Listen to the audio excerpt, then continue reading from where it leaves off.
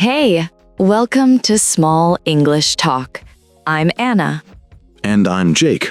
This is a quiet place to listen to real English through real conversations. No lessons, no pressure. We talk slowly about everyday life. And today, we're talking about something most of us do, even when we don't want to. Why we buy things we don't need. If that sounds familiar, you're in the right place. Okay, so, honest question to start. When was the last time you said, I'm just gonna look, and then you bought something? Wow. Why do you do this to me? Yesterday. Literally yesterday. Of course it was yesterday. Yeah, I opened my phone just for a second. I wasn't bored. I wasn't sad. I wasn't even planning to buy anything. I just thought, let me check, just look. Dangerous words.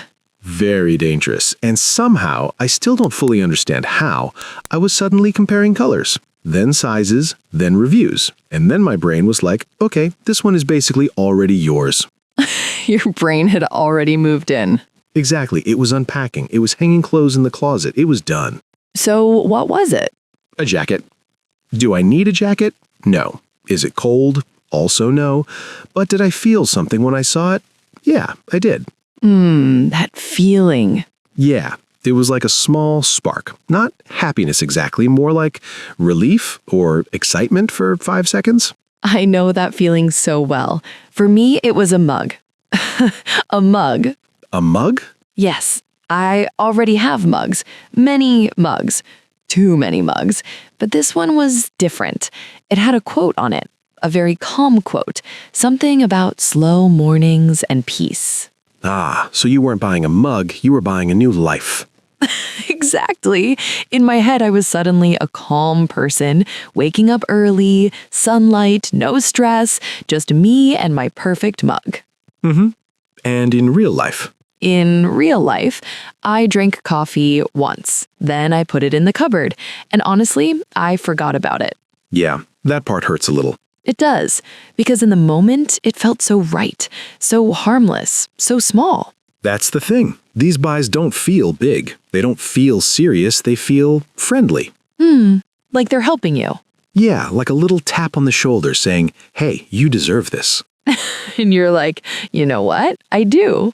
Exactly. And sometimes I don't even remember clicking buy. That's scary. It really is. One moment you're scrolling, the next moment you get an email saying your order is confirmed. That email always sounds so confident, like it knows something you don't. Yes, it's like congratulations. And you're like, on what? So if you're listening right now and thinking, oh no, this is me, yeah, same. Same here. You're really not alone in this. And today we're not here to judge that. We're not here to say, stop buying things. No, we buy things too. Clearly. But we want to talk about something deeper, something quieter. Yeah, why this keeps happening. Why smart, kind, normal people, like you, like us, keep buying things we don't really need. Not because we're weak, not because we're bad with money. But because something else is going on. So let's slow down and talk about that. Yeah, let's talk. Before we go any deeper, I think we need to say this out loud, because a lot of people don't hear it enough. Yeah, say it. Buying things you don't need doesn't mean you're stupid. It doesn't mean you're weak. And it definitely doesn't mean there's something wrong with you. I really want people to hear that. Because shame makes everything worse. When we feel bad about something, we hide it. And when we hide it, we don't understand it. Yeah, we just repeat it. Exactly. And this habit, this buying habit, it's everywhere. Everywhere. On your phone, on your laptop, on the street, in your inbox. Even when you're not looking for it, it's still looking for you. That's a little scary, but true. So if you've ever thought, why can't I control myself? Or why do I always do this? Pause there. Yeah, because most people do this. They just don't talk about it. They show the result, the new shoes, the new phone, the new bag, but not the feeling behind it. Not the doubt, not the regret, not the moment later when you think, why did I buy that? That quiet moment. Yeah, usually alone, usually late, usually when the excitement is gone. And the thing is, our brains are very good at wanting. That's not a mistake. That's how they work. Our brains like new things. They like change. They like little rewards. And modern life feeds that all day, every day. Notifications, sales, limited time, only 2 left. That one always gets me. Same. Even when I don't want it, my brain is like, what if you miss it? Fear is a strong salesperson. Very strong. So if you feel pulled, if you feel tempted, that doesn't make you careless.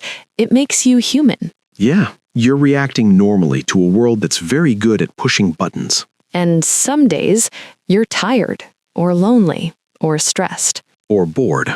Oh, especially bored. Boredom is dangerous. Very. Because when we're bored, our brain wants stimulation.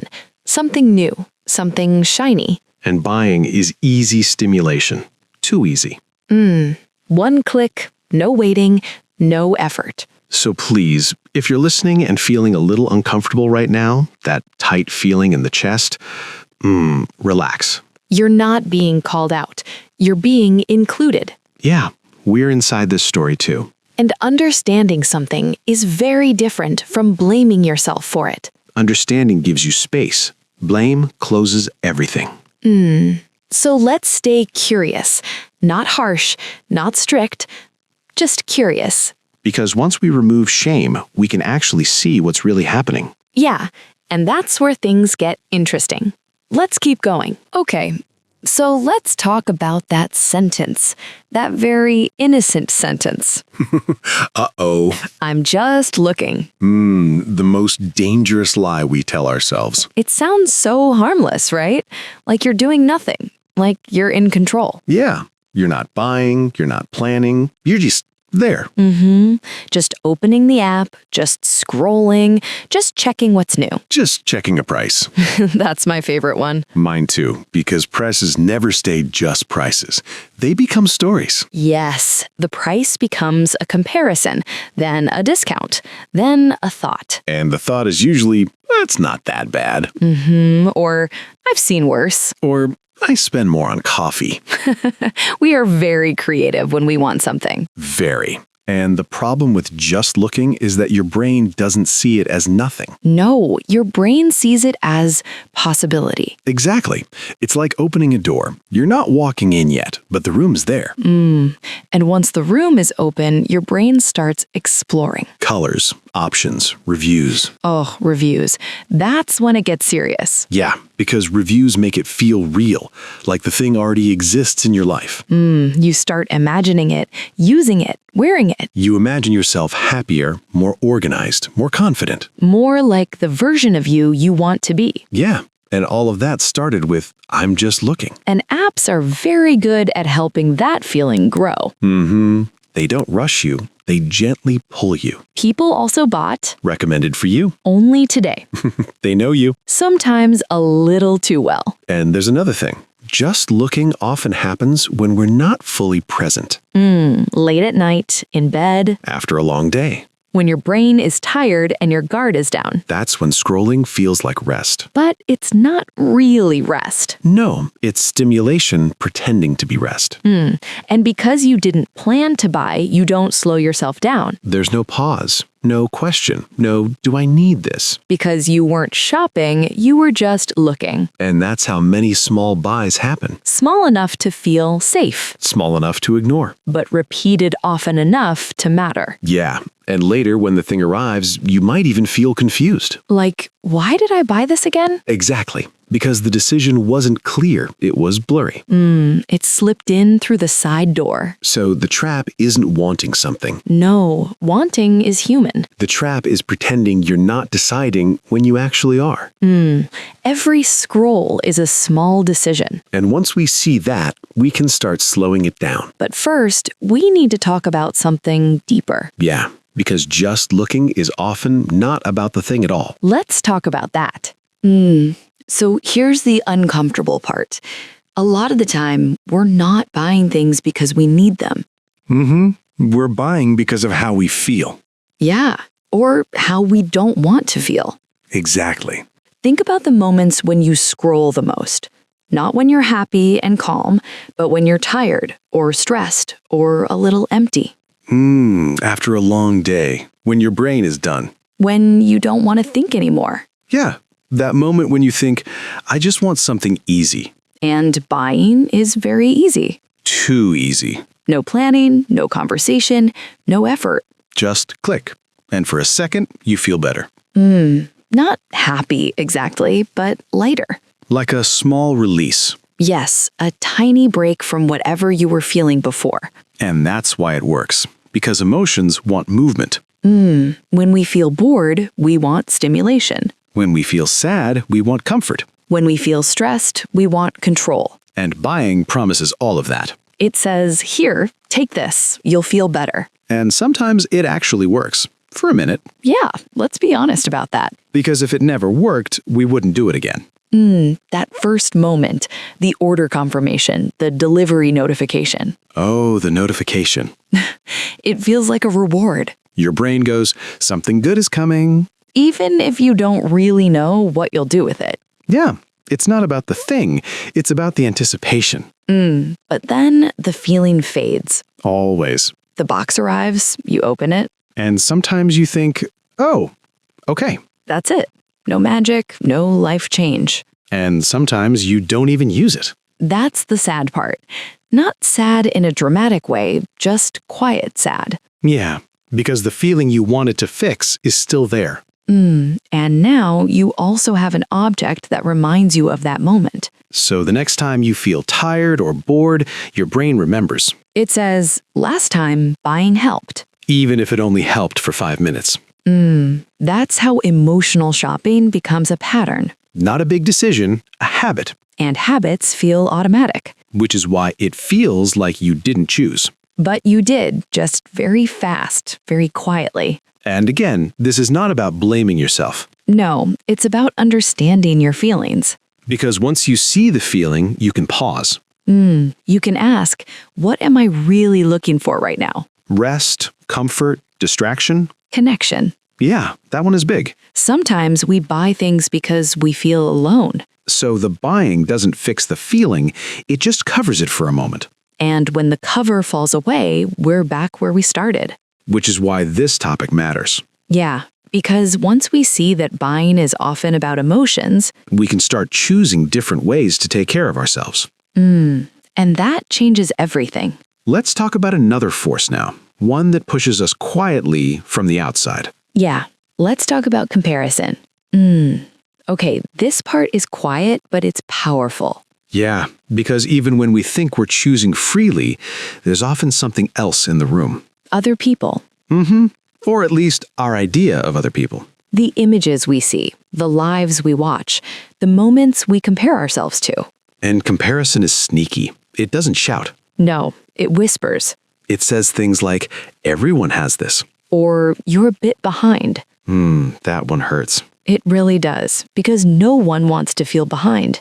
Behind in style, behind in life, behind in success. And today, we don't just compare with people we know. No, we compare with strangers all day. On our phones, on social media, in videos. We see clean homes, perfect outfits, calm mornings.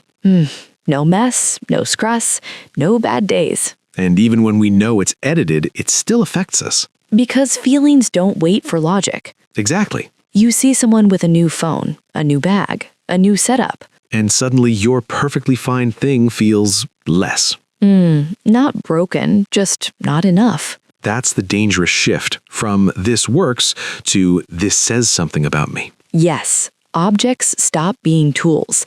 They become messages. Messages like, I'm successful, I'm modern, I'm doing well. And when we don't have those messages, we feel small. Or invisible. So we buy to catch up. Not because we want the thing, but because we want to belong. To feel normal, accepted. seen. And that pressure is heavy, even when no one says anything directly. Sometimes it's just a comment, a joke. Like, oh, you still have that one? That sentence stays in your head Even if the person didn't mean anything bad. because your brain finishes the story. It says, maybe I should upgrade. And suddenly it feels necessary. Not optional. And the truth is, there will always be someone with more. More money, more stuff, more time. If we use comparison as our guide, we'll never arrive. Because the line keeps moving. And buying becomes a race with no finish. That's exhausting. It really is. And what makes it harder is that comparison doesn't feel like pressure. It feels like motivation. Yeah, like, I just want to improve. But sometimes it's not improvement, it's imitation. And imitation doesn't bring peace. It brings tension. So when we talk about why we buy things we don't need, We have to include this, the quiet pull of other people's lives. and noticing it is already a big step. Because once you notice comparison, you can pause. You can ask, do I actually want this, or do I just want to feel enough? That question changes everything. And next, we need to talk about what happens when all these small choices start to pile up. Yeah, let's talk about that. So here's something that took me a long time to notice. Because it doesn't happen loudly. No, it's very quiet. It's not one big purchase. It's not a dramatic moment. It's the little things. The things that feel too small to matter. Yeah, the kind of things you don't even remember buying.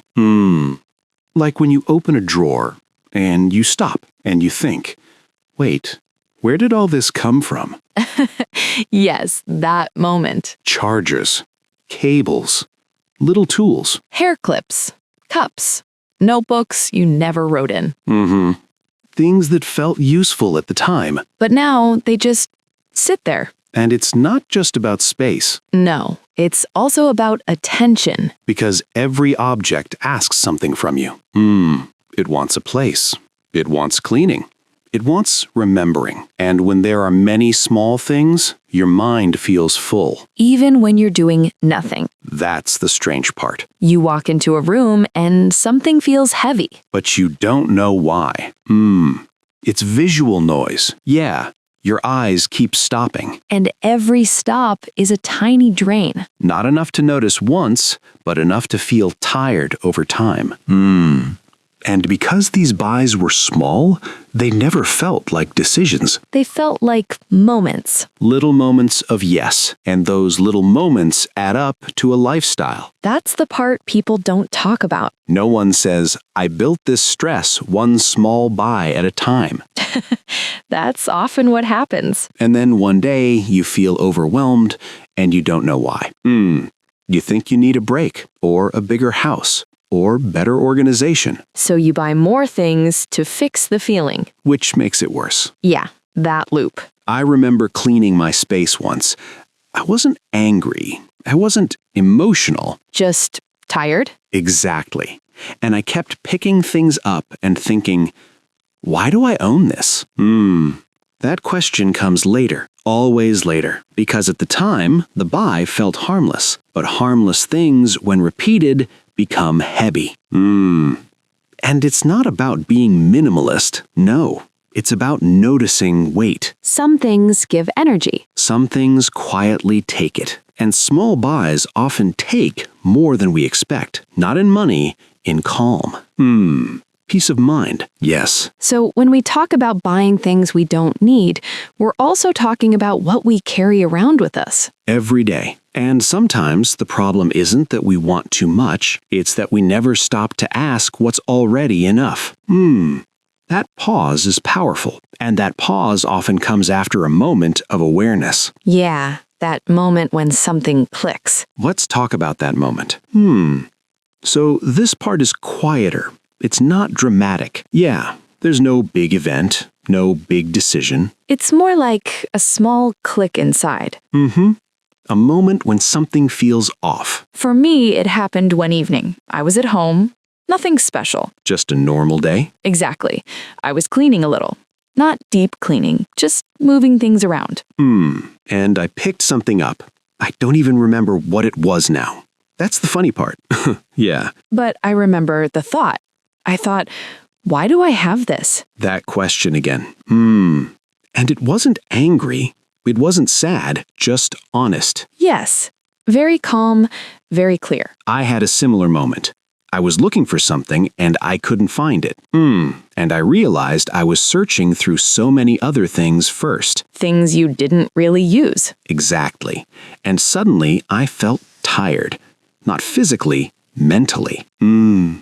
That tired feeling tells the truth. It really does. Because in that moment, you're not thinking about buying. You're thinking about living. Yes, you're thinking, what is all this doing in my life? And the answer is often, not much.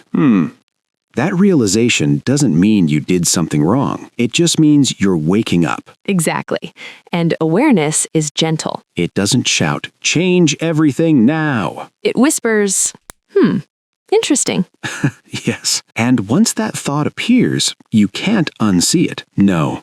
Next time you scroll, it's there. Next time you add something to your cart, it's there. A small pause. A tiny question. Do I really want this? Or, what feeling am I trying to fix? And that doesn't stop you immediately. No, you might still buy things, Of course, but the relationship changes. you're not asleep anymore. You're watching yourself gently, and that's powerful. Because real change doesn't start with rules. It starts with noticing. Noticing patterns, noticing feelings. Noticing that small, tired voice inside. And once you notice, you start asking different questions, like, is this helping me or hurting me? And that leads us to one of the most important ideas in this whole conversation. Yeah, the idea that changed everything for me. Buying peace or buying problems. Let's talk about that. So this idea came to me slowly. Not from a book, not from a video, just from life. Yeah, same for me. Because at some point I realized something strange. Two things can cost the same amount, but feel completely different later. That's such a good way to say it. Some things I bought, I barely thought about again. They just fit. Yeah, they didn't ask for attention. Exactly. They didn't create stress. They didn't create work. They made life easier. Quieter. And then there were other things. Yes, those ones.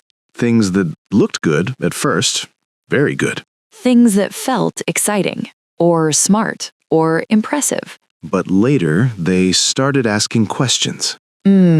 Where do I put this? How do I clean this? Why did I buy this? And sometimes they asked louder questions, Like regret, or guilt. or stress. That's when I understood. I didn't just buy an object.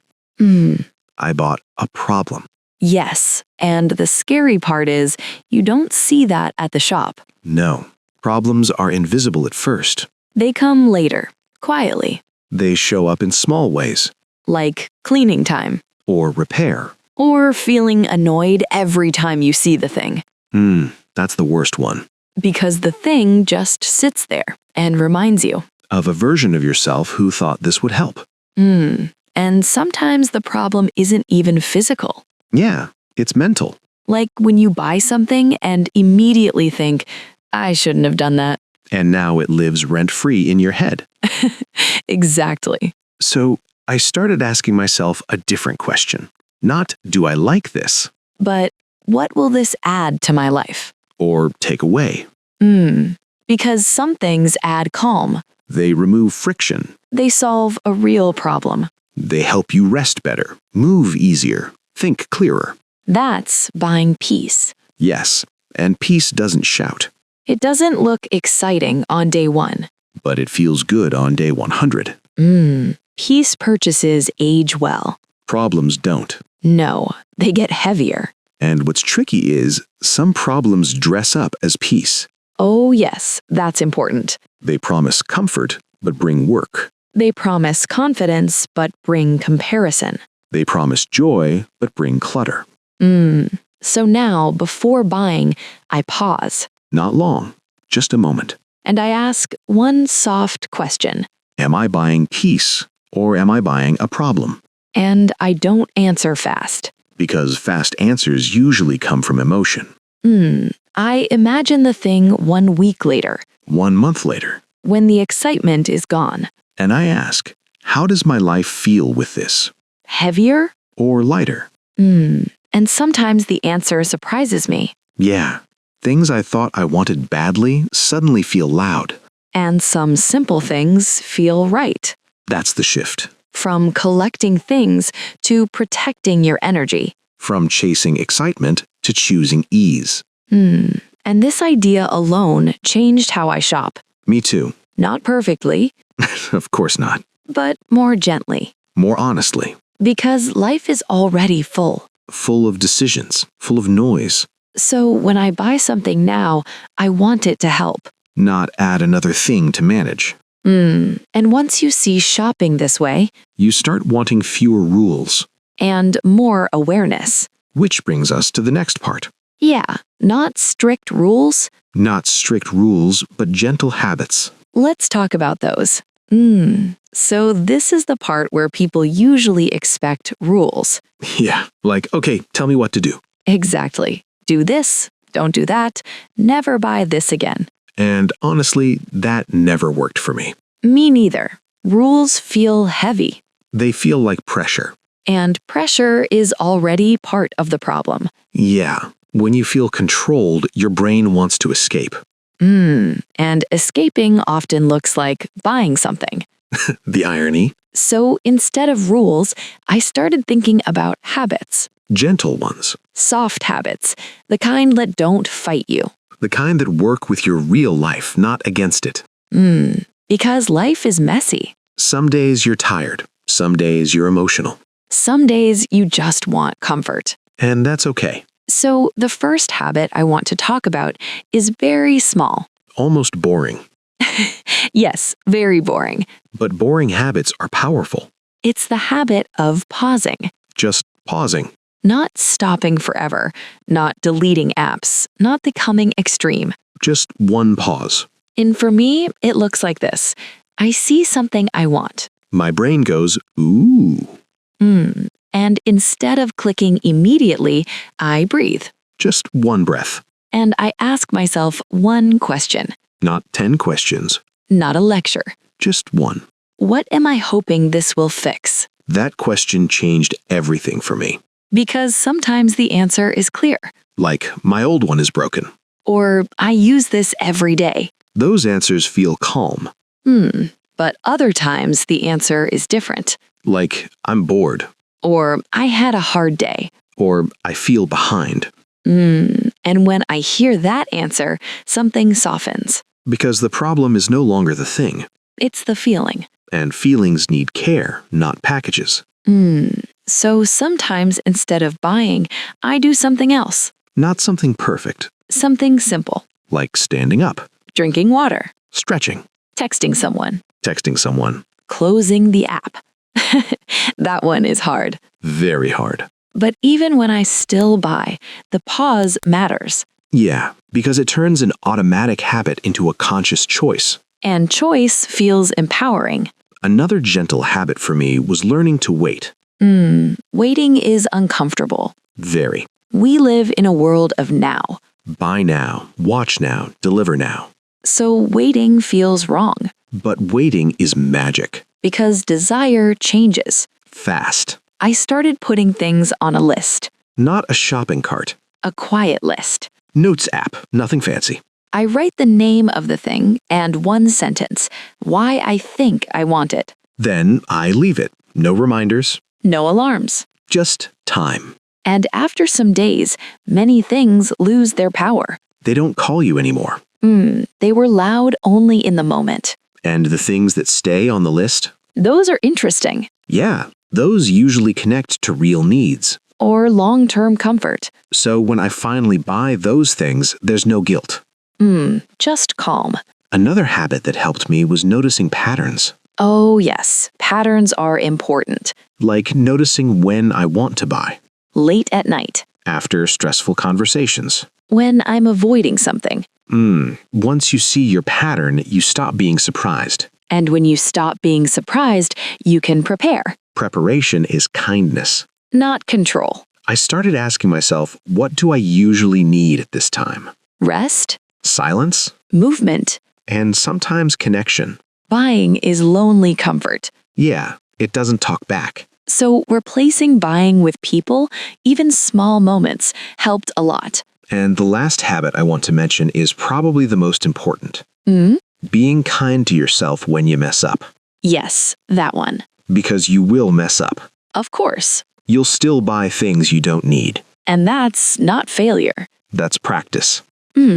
Change doesn't happen in a straight line. It loops. And every loop teaches you something. So instead of saying, I'm bad at this, You can say, okay, interesting, that sentence is powerful. because it keeps the door open. And open doors lead to calmer lives. So no strict rules, No punishment. just gentle habits that slowly protect your peace. And once you live this way for a while, something changes. You don't just buy less, You worry less. you carry less. You create space.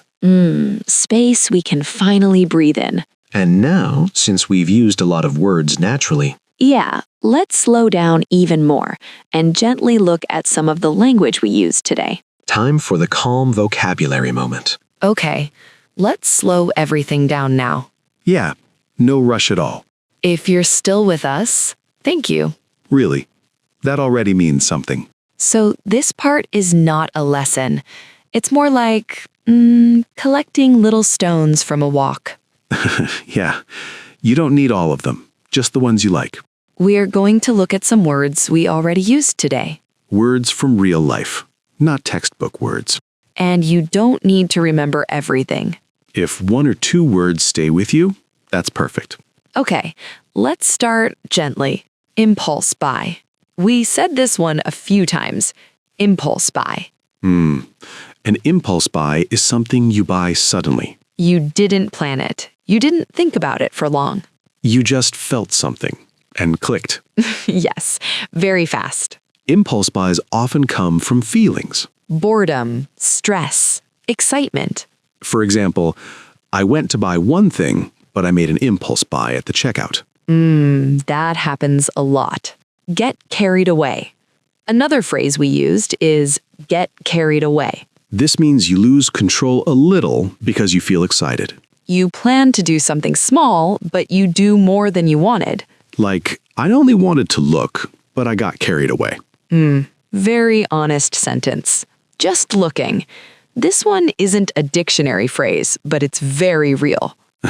Yes, just looking. It means you tell yourself you're not planning to buy. But your brain is already interested. For example, I was just looking, but somehow I bought it.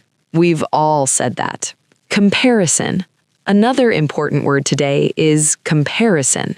Comparison means looking at yourself and others and feeling different. Often worse. Yes, comparison can make you feel behind. For example, social media makes comparison very easy. Too easy. Peace of mind. This is one of my favorite phrases. Peace of mind. Peace of mind means feeling calm inside. You're not worried, you're not stressed. For example, buying less gave me peace of mind. That's a beautiful sentence. Make do. We also used the phrase make do, Make do means using what you already have. even if it's not perfect. For example, I didn't buy a new one, I decided to make do. That phrase is very peaceful. Cut back on. Another useful one is cut back on.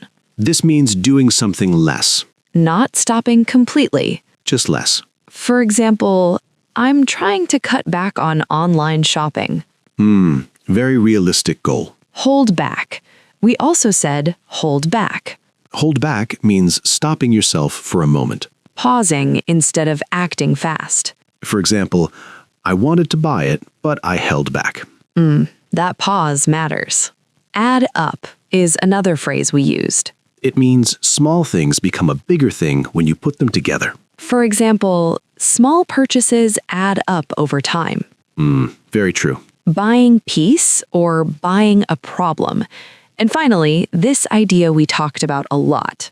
Buying peace means choosing something that makes life easier. Buying a problem means choosing something that creates stress later. For example, I stopped buying problems and started buying peace. That sentence took me a long time to learn. So you don't need to remember all of this. Maybe just one phrase. One sentence you liked. Try using it this week. Say it out loud, even quietly. That's how English becomes yours. And before we go, we want to say something. If this kind of slow, real conversation helps you, If it feels calm, not stressful. please like this episode. And share it with someone who might enjoy easy, real English. And don't forget to subscribe to Small English Talk. It really helps the channel grow. And helps us keep making these quiet, human conversations. Thank you for being here with us. Yeah, we'll talk again very soon. Take care. Bye.